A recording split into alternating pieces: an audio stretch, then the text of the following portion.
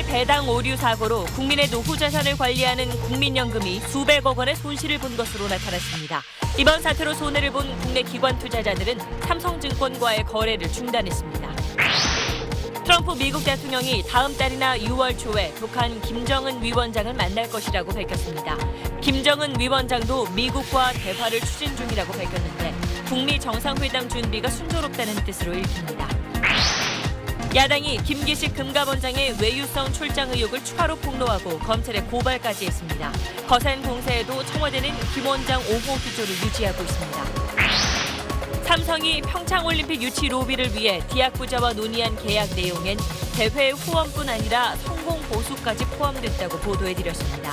이 비용이 어떤 명목으로 어떻게 건네졌는지 삼성의 수상한 계약을 추가로 보도합니다. 단지 내 차량 진입을 막는 이른바 차 없는 아파트가 늘면서 택배 대란 현상이 나타나고 있습니다. 각 가정에 전달하기가 번거로워지자 배송업체들이 아파트 입구에 물건을 쌓아놓고 있는데 주민과 택배업체 사이 갈등이 커지고 있습니다. 스마트폰을 이용해 승객과 택시기사를 연결해주는 카카오 택시 서비스가 일부 유료화됐습니다. 추가 요금을 내면 택시가 잘 잡히게 한다는 건데 반발도 만만치 않습니다. 지난 1월 고속도로를 주행하던 한 30대 남성이 날아온 쇳덩어리에 맞아 목숨을 잃는 일이 있었습니다. 수사 끝에 사고 원인은 밝혀졌지만 누구에게도 책임을 묻기 어려운 상황입니다. 앞으로 투기 과열지구에 있는 분양가 9억 원 이상 고가 아파트는 사회적 약자를 위한 특별 공급 대상에서 제외됩니다. 당초 취지와 달리 젊은 세대가 부모 지원을 받아 분양받는 사례가 늘고 있다는 지적에 따른 겁니다.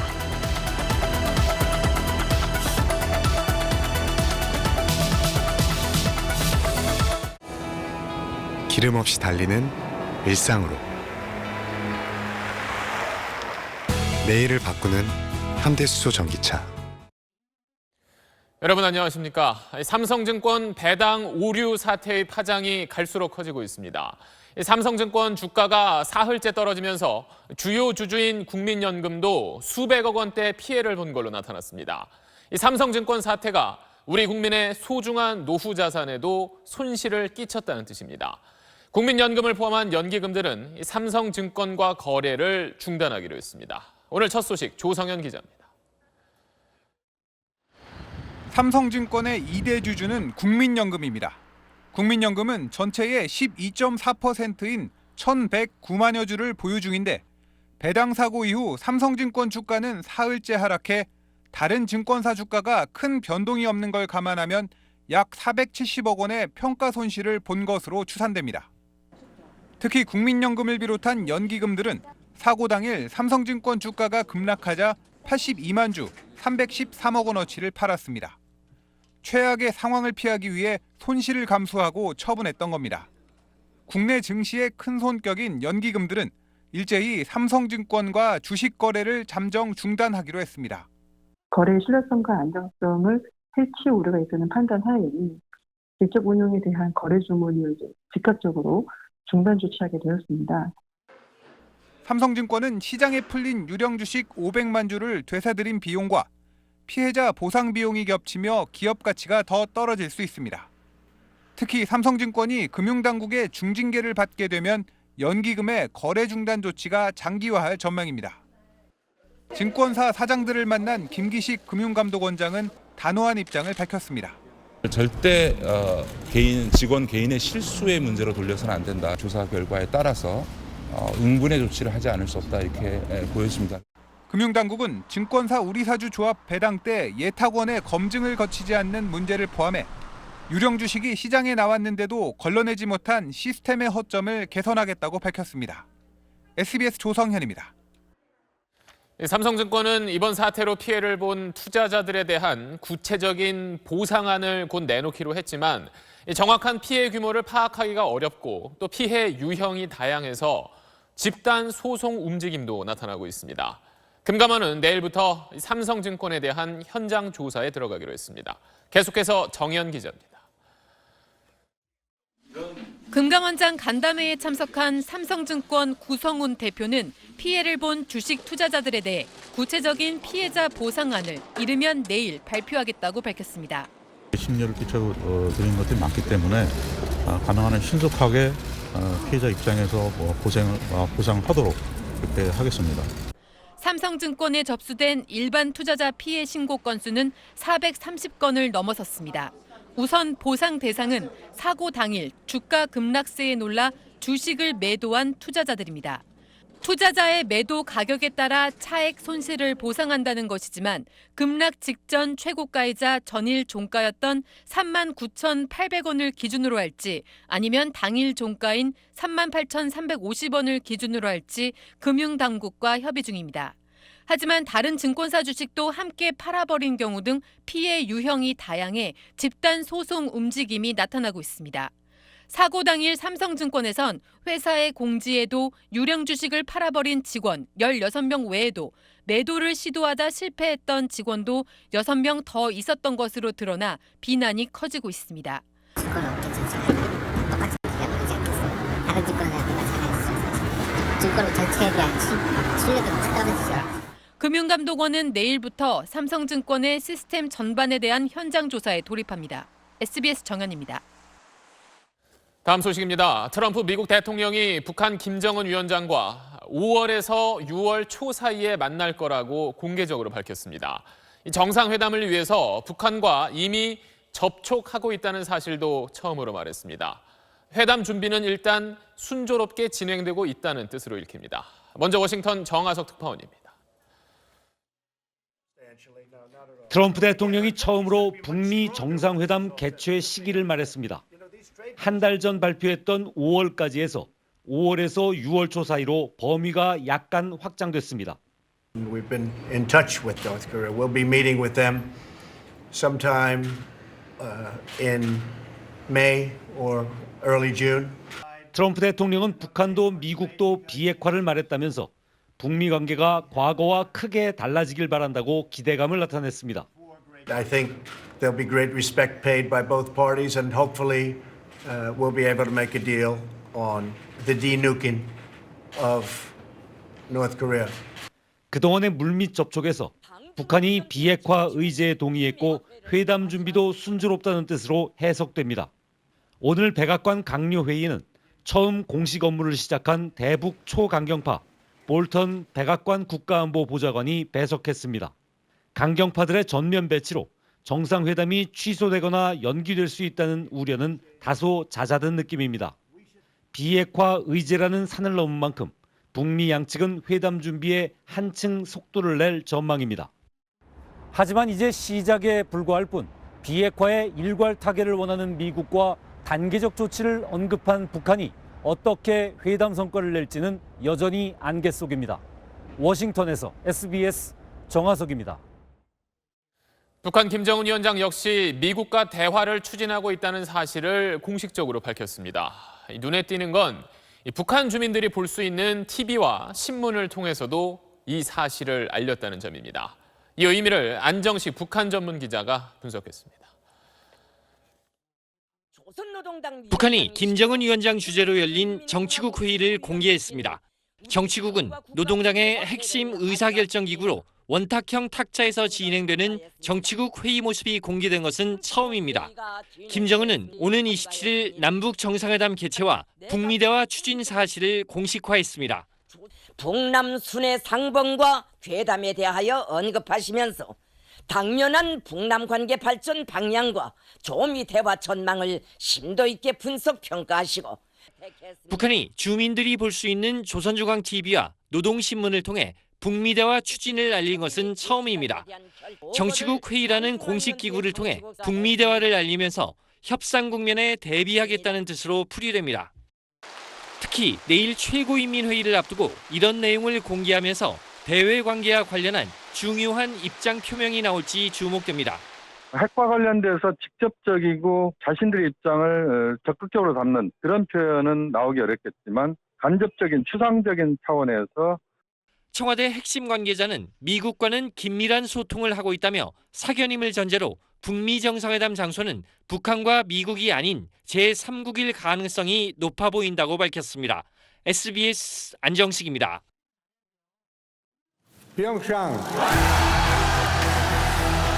전부 잘들어 수고했다 그러는데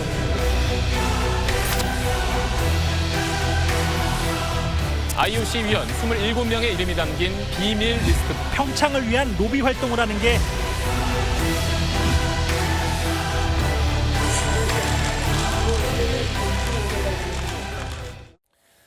네, 이건희 삼성 회장의 특별 사면과 그 조건으로 이명박 정부가 내걸었던 평창 동계올림픽 유치 특명, 그리고 그 과정에서 삼성의 불법 로비 의혹에 대해서 어제 저희가 자세히 전해드렸습니다.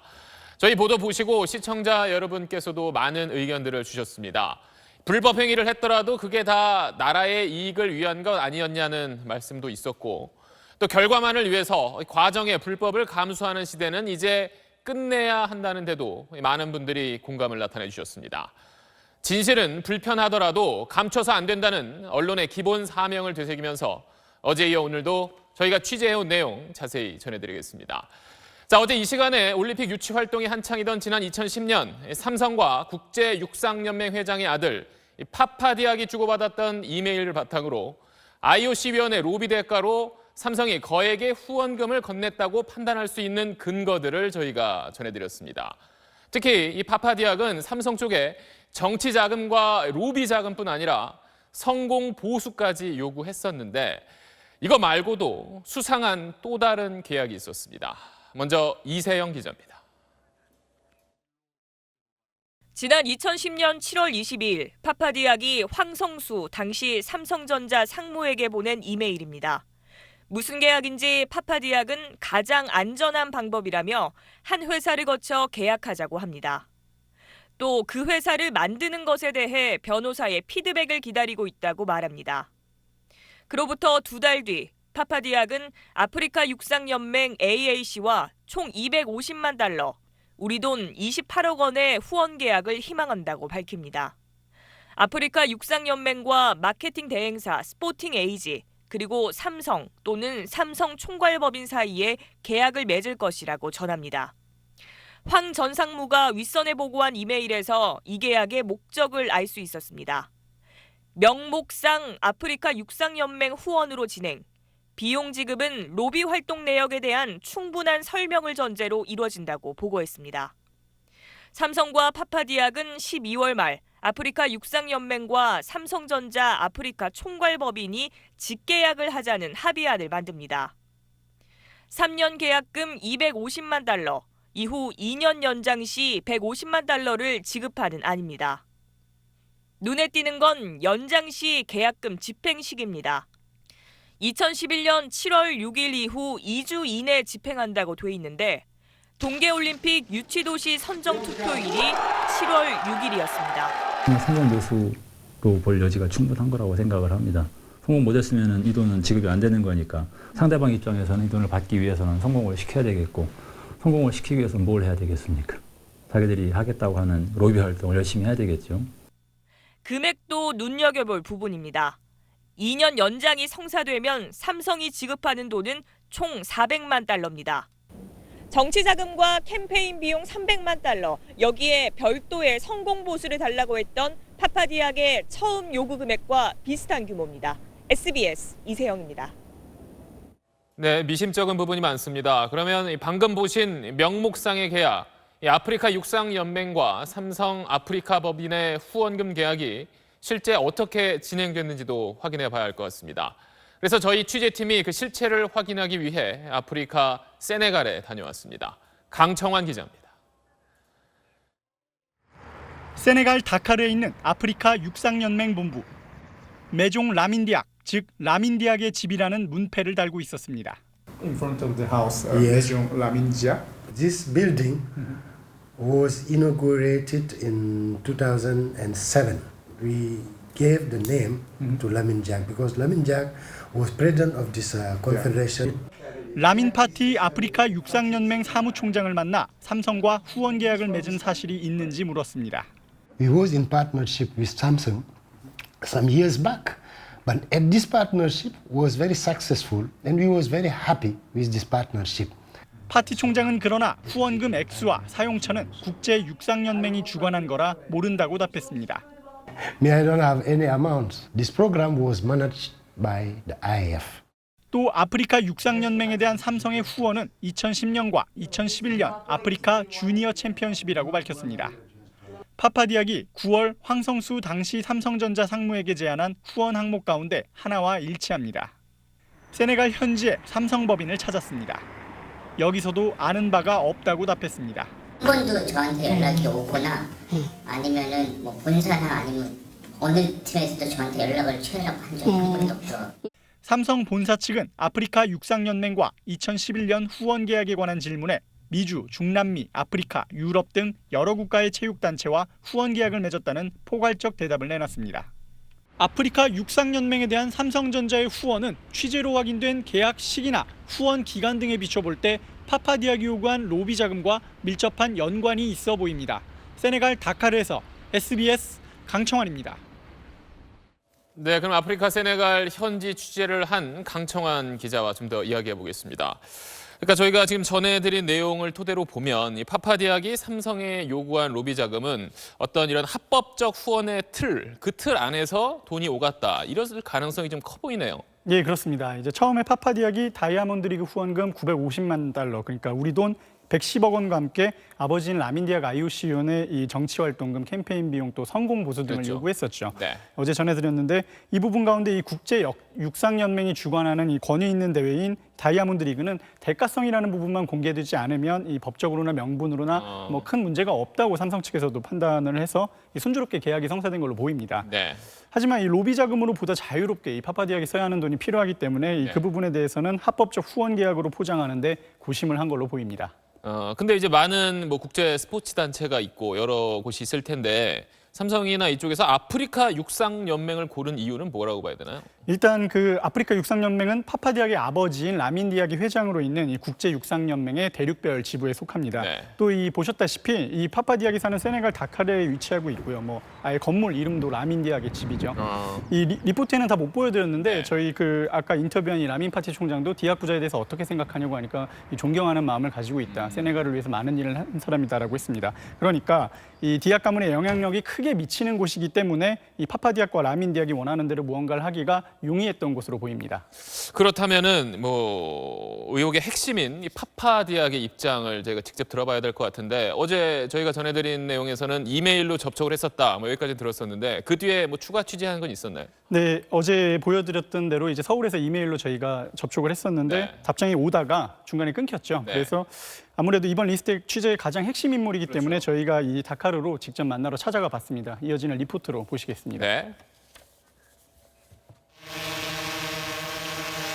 이곳은 아프리카 대륙의 서쪽 끝 세네갈의 수도 다카르입니다. 삼성의 IOC 위원 로비 명단, 즉 디악 리스트를 넘기고 각종 후원금 계약을 요구해온 파파디악의 집과 회사가 위치한 곳입니다. 먼저 파파디악이 운영했다는 스포츠 마케팅 회사 파모찌를 찾아 나섰습니다. 인터넷에 나오는 사업 제안서의 주소지에는 회사 건물 자체가 없었습니다. 저희가 입수한 정보대로 파파디악의 스포츠 마케팅 회사를 찾아왔습니다. 분명히 주소대로 찾아왔는데 보시다시피 공사 중인 건물이나 민가 외에는 아무것도 찾아볼 수가 없습니다. 주소와 함께 적혀있던 전화번호로 통화를 시도했지만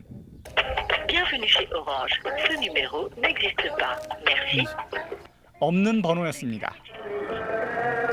취재진은 이어 현지인 가이드의 도움을 받아 파파디악의 소재를 탐문했습니다.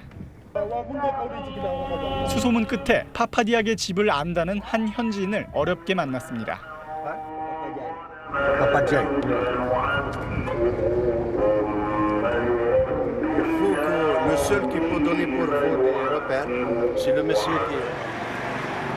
현지인이 안내한 파파디악이 산다는 집. 하지만 집주인은 바뀌었고 현재 사람이 살지 않는다는 답변이 돌아왔습니다.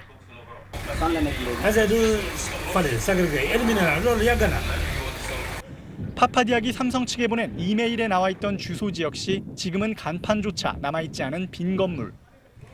취재진이 마지막으로 향한 곳은 파파디악이 자주 찾는다는 다카르의 고급 호텔입니다. 온종일 기다렸지만 파파디악은 이곳에도 나타나지 않았습니다. Yes, but long time I don't see him. I'm not here.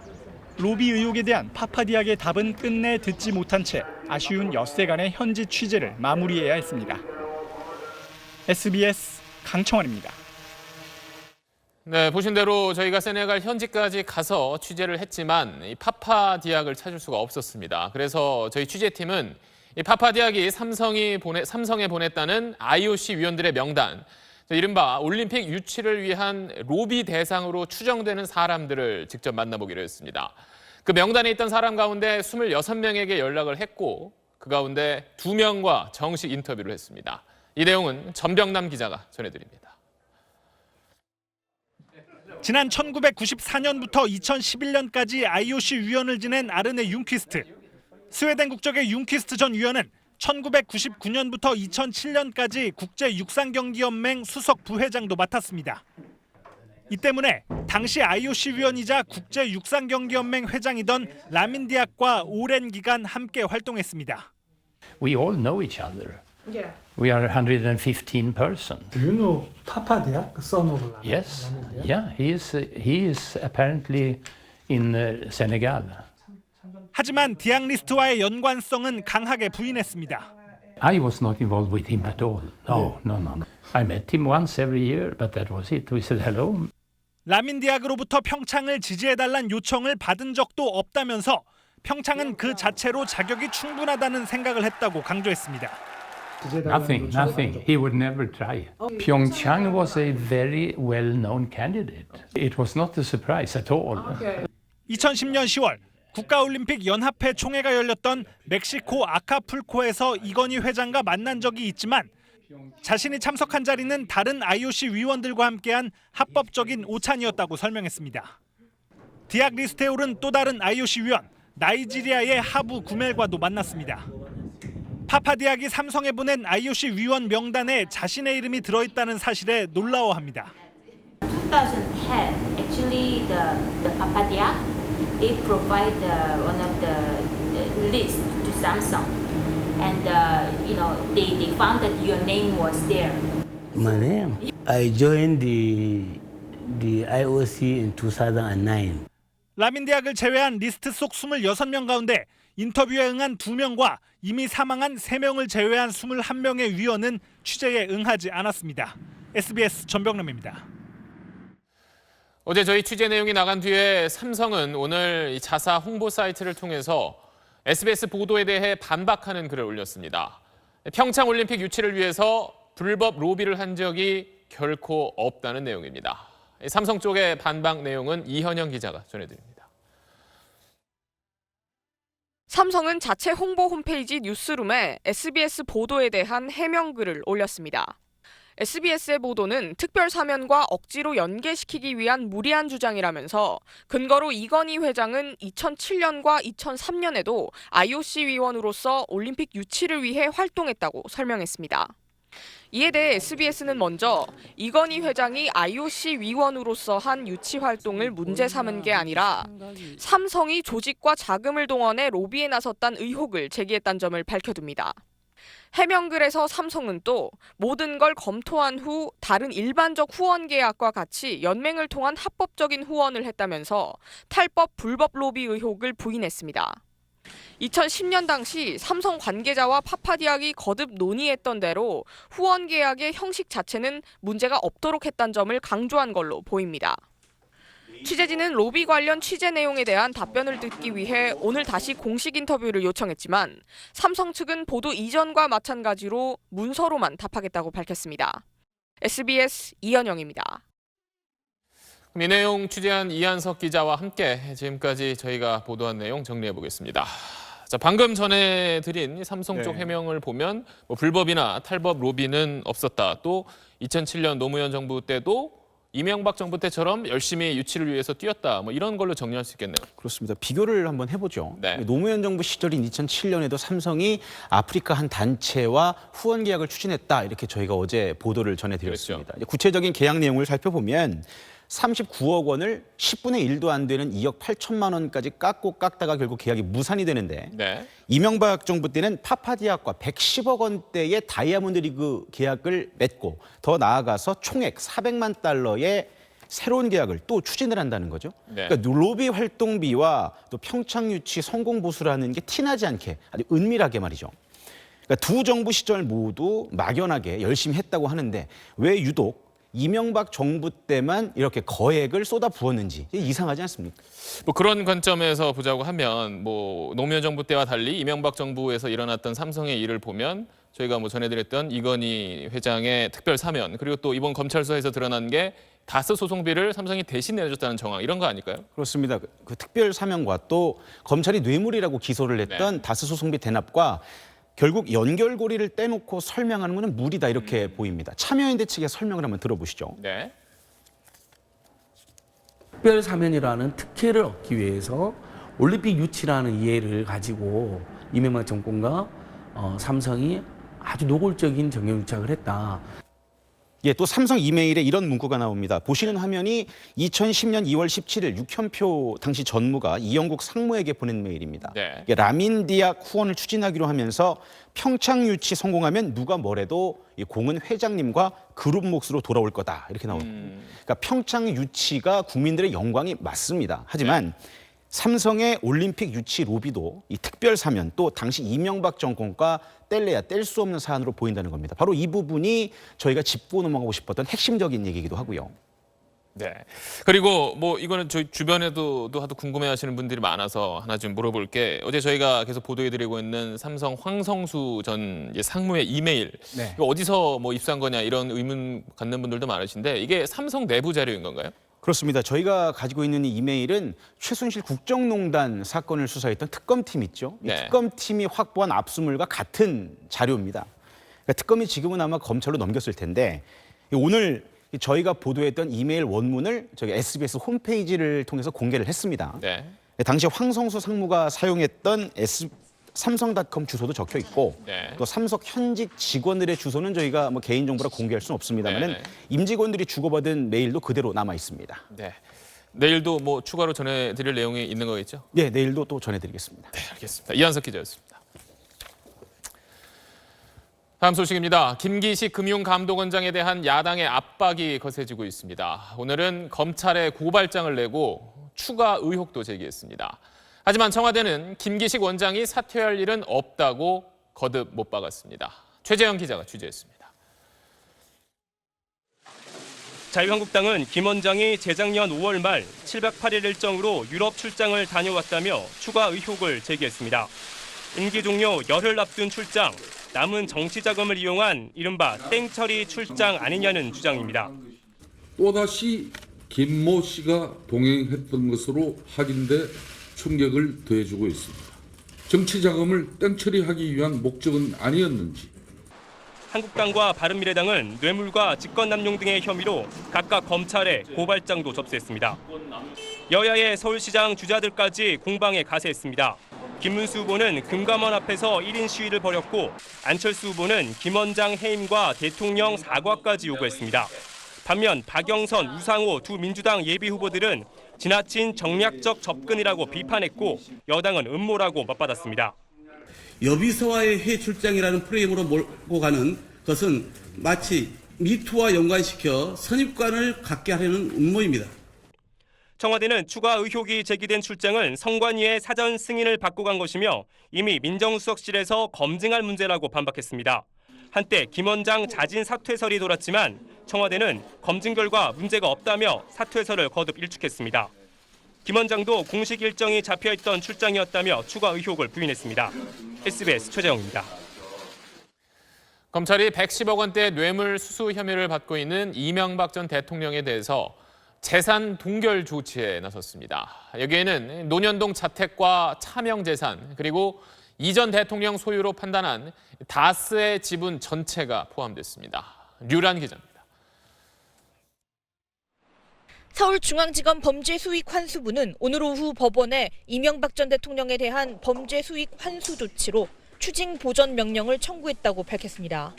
검찰이 청구한 추징 보전액은 이 전 대통령이 수수한 혐의를 받는 불법 자금 약 111억 원입니다. 보전 청구 대상은 현재 70억 원대로 평가되는 이 전 대통령 명의의 서울 논현동 자택과 40억 원 상당의 부천 공장과 부지 등 차명 재산이 포함됐습니다. 검찰은 또 기재부 보유 부분을 제외하고 이 전 대통령의 소유로 판단한 다스 지분 80%에 대해서도 추징 보전을 청구했습니다. 법원은 부천 공장 부지와 다스 지분 등의 차명 재산 여부를 판단한 뒤 추징 보전 명령을 내릴 것으로 보입니다. 명령이 내려지면 부동산은 매매와 증여, 전세권과 임차권 설정이 금지되고 예금의 경우 동결됩니다. 모든 혐의를 부인하고 있는 이 전 대통령 측은 논현동 자택 외에는 추징 보전 대상이 될 재산이 없다는 입장인 것으로 알려졌습니다. 한편 구치소에서 자신이 재판에 넘겨졌다는 보도를 시청한 것으로 알려진 이 전 대통령은 오늘 변호사들에게 진실을 밝혀달라고 당부한 것으로 알려졌습니다. SBS 유라입니다.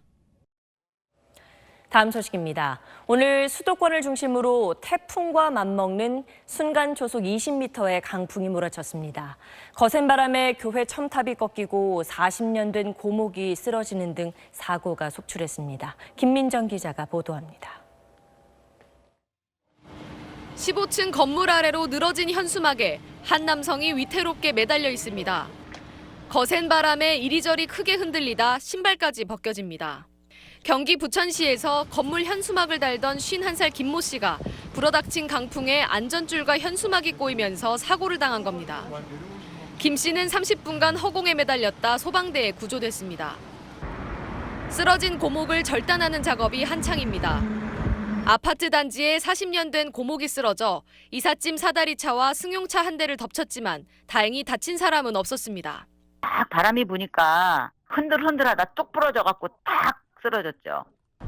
한반도 북쪽을 지나는 강한 기압골의 영향으로 오늘 서울 경기를 중심으로 전국 곳곳에서 강한 바람이 몰아쳤습니다. 교회 첨탑이 바람에 부러져 왕복 4차선 도로를 덮치기도 했습니다. 자전거를 타고 길을 건너던 58살 남성이 첨탑에 깔려 다리를 다쳤습니다. 경기 고양 한 아파트에서는 지붕에 붙어있던 고무자재가 강풍에 떨어져 흩날렸습니다. 프로야구 넥센의 2군 구장에 대형 전광판이 꺾이고 항구에 쌓인 컨테이너가 강풍에 떨어지기도 했습니다. 봄꽃을 시샘하는 강풍에 시민도 힘들게 몸을 가누어야 했던 하루였습니다. SBS 김민정입니다. 지난 1월 고속도로에서 차를 몰고 가던 30대 운전자가 앞유리를 뚫고 들어온 쇳덩이에 맞아 숨진 사고가 있었습니다. 2달이 넘는 수사 끝에 그 쇳덩이가 어디에서 어떻게 날아온 건지는 밝혀냈지만 누구에게도 책임을 묻기 어려운 상황입니다. 김정우 기자의 보도입니다. 고속도로 1차선을 달리던 승용차 앞유리에 금이 가더니 외마디 비명이 들립니다. 운전자는 아무런 반응을 보이지 않고 승용차는 1km 넘게 달리다 가드레일을 들이받고서 멈춰섭니다. 유리창을 뚫고 날아온 쇳덩어리에 맞아 37살 승용차 운전자가 숨진 겁니다. 길이 40cm, 무게 2.5kg의 쇳덩어리는 판스프링이었습니다. 화물차 밑에 충격 완화를 위해 겹겹이 붙여놓은 철판의 일부입니다. 2달 넘는 수사 끝에 경찰은 32살 버스 운전기사를 붙잡았습니다. CCTV 분석과 실험을 통해 사고 차량 맞은편 차선에 버려진 판스프링이 버스에 밟혀 튕겨올라 사고가 났다고 판단한 겁니다. 하지만 고의성이 없다 보니 버스 기사를 처벌하긴 어렵습니다. 물체가 색깔이 환하고 또 부피가 크고 미리 보고 피할 수 있겠지만 납작한 것이 아스팔트에 붙어있을 때 그것을 미리 보고 피한다는 게 어렵기 때문에 판스프링이 언제 떨어졌는지 알 수 없어 도로교통공단에게 고속도로 관리소홀 책임을 묻기도 힘든 상황입니다. 결국 판스프링을 떨어뜨린 차량을 찾아야 하는데 이마저도 가능성이 희박해 유족의 안타까움만 더해지고 있습니다. SBS 김정우입니다. 경기도의 한 아파트 단지에서 매일 택배 전쟁이 벌어지고 있습니다. 지상에 차량 진입을 막는 이른바 차 없는 아파트인데 주민들과 배송업체 사이 감정 섞인 대립이 이어지면서 도로에 택배가 쌓이고 있습니다. 배정훈 기자가 현장 취재했습니다. 1,600여 세대 규모의 아파트 주차장. 택배 차량에서 내려진 물건이 수북한데 택배 기사는 배달할 생각을 안 합니다. 오늘은 못해서 와서 가져가시는 분에 한해서만 전달이. 매번 택배를 직접 날라야 하는 주민도 불만입니다. 저처럼 이렇게 아기를 안고 있는 사람들은 뭐 진짜 작은 거 하나 들고 오기도 힘들어요. 이런 일은 벌써 열흘째 반복되고 있습니다. 주민이 원래 차 없는 단지로 설계된 만큼 지상에 택배 차량이 다니지 못하도록 한 겁니다. 지난 2월 후진하던 택배 차량에 어린아이가 치일 뻔한 일이 발단이 됐습니다. 지상에서 카트로 물건을 배달하라는데 택배기사는 그럴 시간이 없다고 하소연합니다. 부가세 포함해서 한 900원, 800원 정도 받죠. 여기 하루 종일 걸어 다니면 하루 종일 5만 원 벌어. 5만 원 안 될걸요 아마. 주민은 그러면 택배 차량이 지하 주차장으로 다니면 된다지만 이번엔 택배업체가 고개를 가로졌습니다. 이렇게 이 아파트 지하 주차장에는 택배 기사들이 택배를 넣어놓으면 주민들이 택배를 가져갈 수 있는 무인 택배함이 설치돼 있습니다. 하지만 이렇게 제한 높이가 너무 낮아서 일반적인 택배 차량은 진입할 수조차 없습니다. 아파트 지하 주차장 높이는 2.3m만 넘으면 되지만 탑차 형태의 택배 차량 높이는 2.5m 이상입니다. 높이가 낮은 택배 차량을 쓰면 될 일이라고 주민은 반박합니다. 네, 저상차 도입을 요청한 지역이 다산신도시 이곳이 처음이 아닙니다. 이 과정마다 대형 택배사들의 이런 대기업의 횡포라고 볼 수 있는 택배 배송 거부라든지 택배 좌판을 벌린다든지. 최근 차 없는 아파트가 늘어나면서 이런 일은 어디서든 생길 수 있습니다. 택배 차량을 저상 차량으로 교체하거나 한 곳에 모인 택배를 별도 인력이 집에다 가져다주는 방식을 도입할 필요가 있습니다. SBS 배정훈입니다.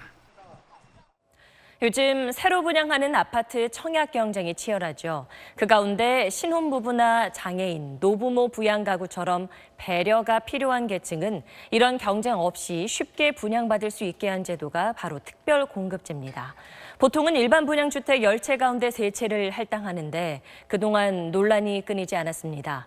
부모 돈을 지원받은 20대, 10대까지 이 특별공급에 당첨되면서 본래 취지와 달리 투기 수단으로 악용된다는 겁니다. 정부가 대책을 내놨습니다. 보도에 이관 기자입니다. 이른바 로또 아파트로 불린 서울 강남의 재건축 아파트 모델하우스입니다. 분양가 최소 9억 원을 넘는 이 아파트의 특별공급 물량 당첨자 중 최연소는 19살이었고 20대 당첨자도 10명이나 됐습니다. 본인 소득 외에 부모 등에게 물려받은 돈으로 청약한 게 아니냐는 의혹이 일었고 정책적 배려가 필요한 계층을 위한 특별공급제도가 금수저 청약으로 변질했다는 비난도 일었습니다. 논란이 커지자 정부는 투기과열지구에 있는 분양가 9억 원 넘는 아파트엔 아예 특별공급 물량을 없애기로 했습니다. 고가주택을 분양받을 수 있는 능력이 있는 사람들에게까지 배려를 해주는 것이 적절치 않다고 보아 특별공급 대상에서 제외토록 하였습니다. 또 투기과열지구내 특별공급 아파트의 경우 지금까지는 소유권 이전 등기 후 전매가 가능했지만 앞으로는 2년 더 보유해야 합니다. 정부는 신혼부부를 위한 특별공급 물량 비율을 2배 확대하고 소득 기준도 완화하는 제도 개선안을 다음 달부터 시행하겠다고 밝혔습니다. SBS 이강입니다. 삼성의 노조 파괴 문건 관련한 검찰 수사 속보입니다. 검찰이 확보한 문건에 따르면 삼성은 노조를 무력화하기 위해 노조가 활성화된 협력사는 아예 문을 닫도록 한 것으로 드러났습니다. 협력사가 달성할 수 없는 실적을 조건으로 내걸고 목표에 못 미치면 계약을 해지하는 수법이었습니다. 김기태 기자의 보도입니다. 검찰은 지난주 삼성전자 서비스 본사를 압수수색하는 과정에서 삼성이 노조를 무력화하기 위한 구체적 방법이 담긴 새로운 문건을 확보했습니다. 이 문건에는 삼성전자 서비스의 협력업체 가운데 노조 활동이 활발한 곳은 폐쇄한다는 내용이 담긴 것으로 확인됐습니다. 검찰은 삼성전자 서비스 측이 직장 폐쇄에 따른 업무 공백에 대비해 대체 인력까지 준비한 것으로 파악했습니다. 직장 폐쇄가 결정된 협력업체 대표에게는 보상비를 책정해 전달하는 방안도 검토한 것으로 알려졌습니다. 삼성전자 서비스 노조는 협력업체 대표 대부분이 본사에서 퇴직한 임원들로 구성돼 가능한 일이라고 설명했습니다. 노조 관계자는 직장 폐쇄 명분을 만들기 위해 매년 계약을 갱신하는 과정에서 달성하기 어려운 목표를 계약 해지 조건으로 설정했다고 말했습니다. 이 협력사가 올해 실적이 C그룹에 있었다고 치세요. 다음에 B하고 계약을 해요. B를 이루고 나면 다시 A 실적으로 계약을 하는 거예요. 할 수가 없는 거잖아요.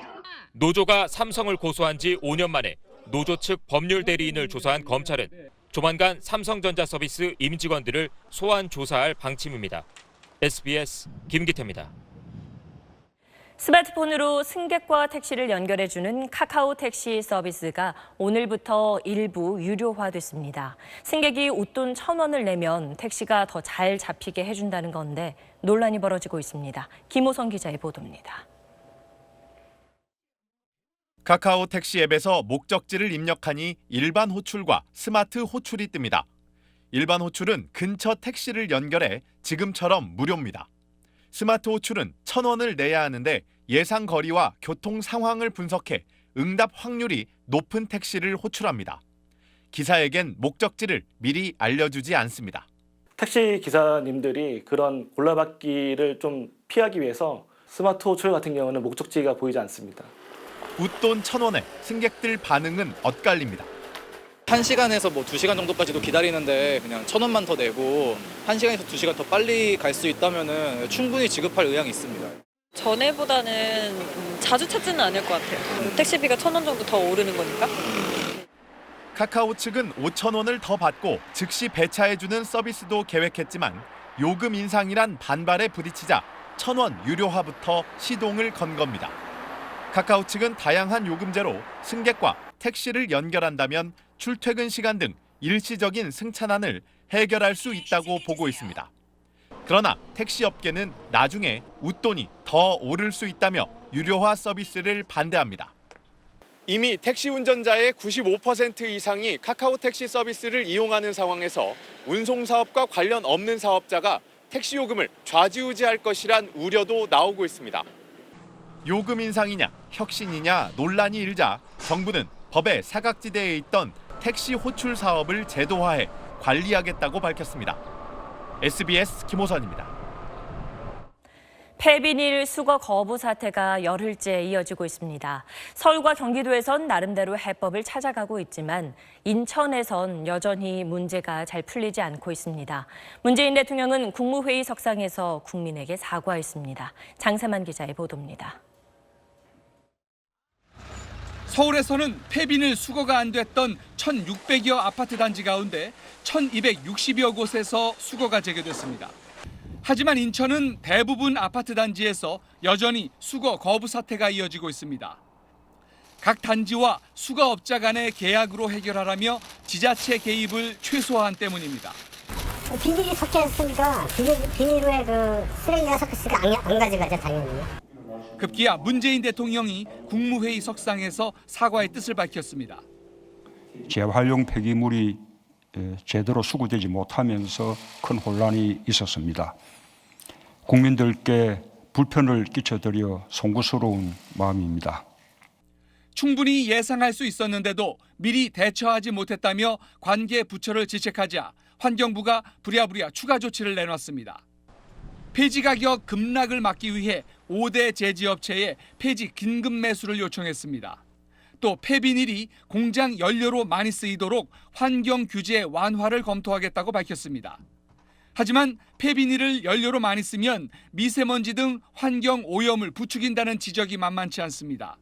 특히 인천은 아파트 주민과 업체 간 자율 협의에만 맡길 게 아니라 지자체 직접 수거를 늘리는 등 임시 조치를 병행해야 한다고 전문가들은 지적합니다.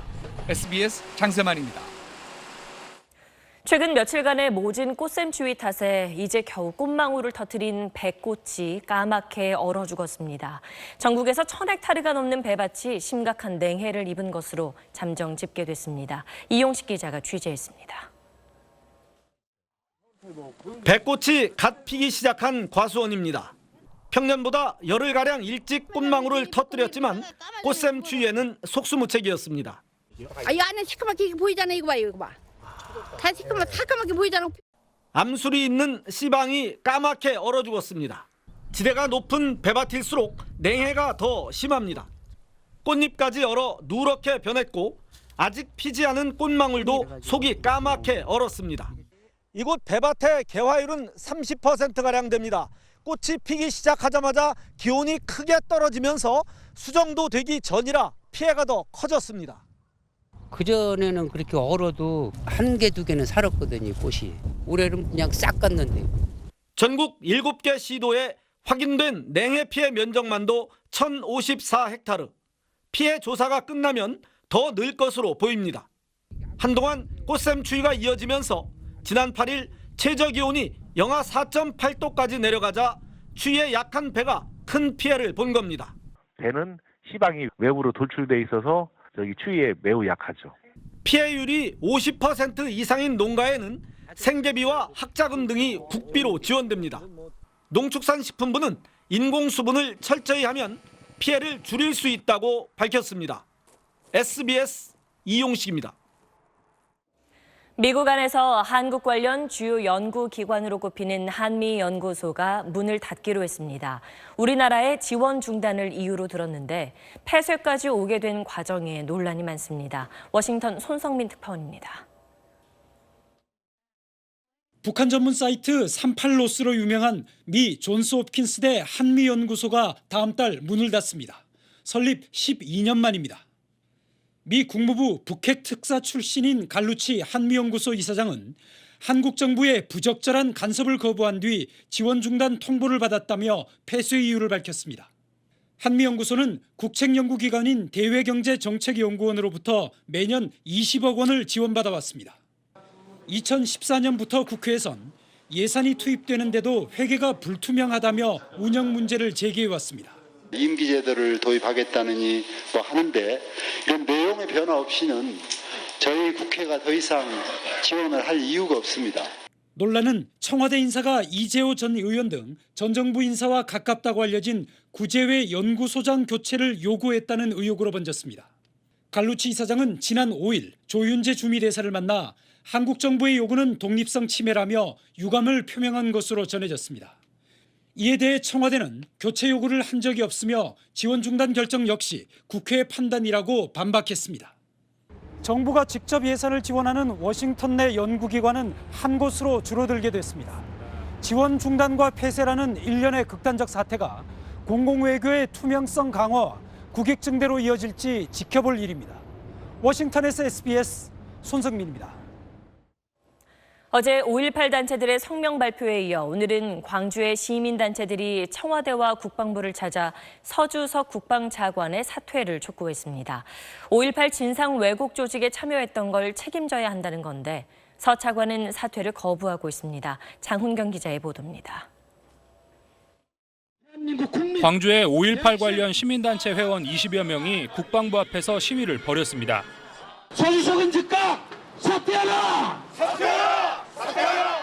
88년 국회 청문회를 앞두고 서주석 차관이 5.18 왜곡 조직인 5.11 연구위원회에 참여했던 만큼 차관직에서 사퇴해야 한다는 겁니다.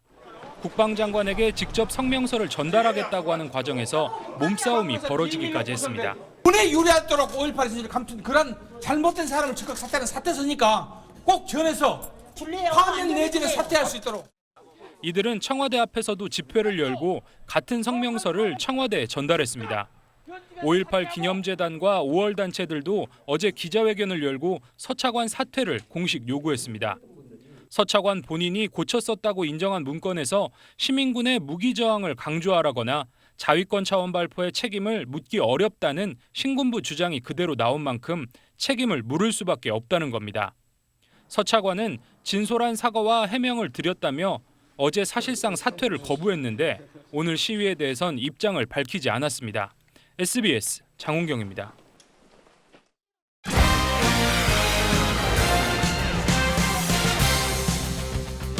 스포츠 뉴스입니다. 국내에서 가장 빠른 공을 던지면서도 항상 제구 불안에 시달렸던 기아의 한승혁 투수가 4년 만에 다시 선발 기회를 잡았습니다. 현재 상황 이성훈 기자입니다.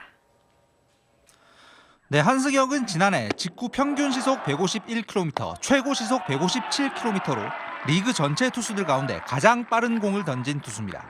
고질적인 제구 불안 때문에 프로 생활 8년 동안 이렇다 할 활약을 하지 못했는데 지난 4일 SK전 4이닝 무볼넷 무실점 호투를 계기로 오늘 한화전에 4년 만에 선발 등판 기회를 잡았습니다.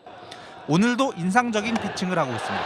최고 시속 155km의 강속구와 새로 개발한 위력적인 커브를 앞세워 6회 투아웃까지 삼진 4개를 잡아내면서 3실점으로 버텼습니다. 볼넷이 하나밖에 없을 정도로 제구도 안정됐습니다. 한화 호잉에게 1회 투런, 6회 솔로 홈런은 홈런을 맞은 것 외에는 추가 실점 없이 임무를 마쳤습니다. 7회 현재 3대3 동점 상황입니다. 초속 10m의 돌풍이 몰아치는 잠실구장에선 LG와 SK 선수들이 바람과의 사투를 벌이고 있습니다. 중계방송 카메라가 춤을 추고 선수들의 모자가 날아다니고 선수들이 몸을 가누기 힘들 정도입니다. SK가 LG 출신 거포 최승준의 투런 홈런을 앞세워 주도권을 잡았습니다. KT의 괴물신인 강백호는 NC전에서 안타 2개를 쳐내 시즌 타율을 3할 4푼까지 끌어올렸습니다. SBS 이성훈입니다. 우리 축구대표팀의 스페인 출신 토니 그란데 수석 코치가 러시아 월드컵 16강 진출이 가능하다며 긍정적인 마음과 소통이 중요하다고 강조했습니다. 이정찬 기자입니다. 올해 71살의 토니 그란데는 레알 마드리드와 스페인 대표팀 등에서 40년 가까이 코치 생활을 하며 숱하게 우승을 경험한 베테랑 지도자입니다. 지난해 11월 한국 대표팀 수석 코치를 맡아 신태용식 공격 축구를 더욱 세밀하게 다듬는 도우미 역할을 해왔습니다. 그란데는 오늘 한국 지도자들을 위한 강연에서 대표팀의 러시아 월드컵 16강 가능성을 높게 전망했습니다. 긍정적인 마음과 열린 소통이 열쇠가 될 거라며 2010년 월드컵 준결승전의 경험을 얘기했습니다. 당시 스페인은 사비의 코너킥에 이어 푸요일의 헤딩 결승골로 독일을 눌렀는데 이 상황은 소속팀 바르셀로나에서 손발을 맞춰온 선수들의 제안을 코칭 스텝이 그대로 수용한 결과였다는 겁니다. 그란데는 이런 소통이 스페인을 챔피언으로 만들었다며 한국 축구도 러시아 월드컵에서 긍정적으로 생각하고 소통하면 16강에 오를 수 있다고 밝혔습니다. México ni tampoco hasta porque Alemania, ¿no? Sino que simplemente son 11 contra 11 jugadores que juegan. Como soy optimista, yo creo que tenemos bastante posibilidades de pasar la primera fase. 불안한 수비에 대해선 마지막 한 달이면 충분히 개선할 수 있다며 신태용 감독을 도와 강한 팀을 만들겠다고 자신했습니다. SBS 이정찬입니다. 지난 1월에 특별 귀화한 농구 국가대표 라틀리프가 8월 자카르타 팔렘방 아시안게임에 태극마크를 달고 출전할 수 있게 됐습니다. 아시안게임을 주관하는 아시아올림픽 평의회 OCA는 귀화 선수가 해당 국가에서 3년 연속 거주해야만 출전할 수 있다고 규정했는데요. OCA는 라틀리프가 이 기준을 충족해 한국 국가대표 선수로 출전할 수 있다고 대한체육회에 통보했습니다. 라틀리프가 힘을 보태며 농구대표팀의 2회 연속 우승 전망도 한층 밝아졌습니다.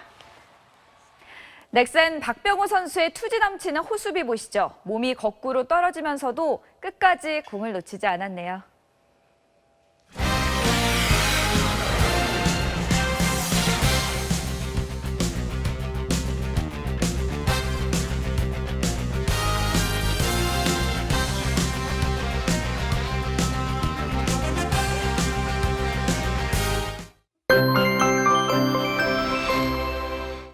매서운 봄바람에 피해가 잇따랐습니다. 서울 한강에서는 선상 건물의 일부가 떠내려가고 이렇게 철탑이 떨어지기도 했습니다. 내일 오전까지는 강풍을 조심하셔야겠습니다.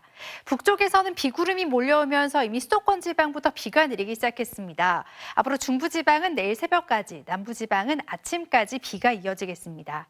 게다가 황사도 걱정입니다. 서쪽 지방부터 영향을 주면서 내일 아침 내리는 비는 황사비가 될 가능성이 있습니다. 미세먼지가 매우 나쁨까지 예상되니까요. 야외 활동에 참고하셔야겠습니다. 내일 아침 안개가 강해지겠습니다. 중부지방은 오늘보다 기온이 내려가겠지만 남부지방은 대구가 23도까지 오르겠습니다. 토요일 또 한 차례 전국에 비가 내리겠습니다. 날씨였습니다. 네, 화요일 8시 뉴스 마치겠습니다. 고맙습니다.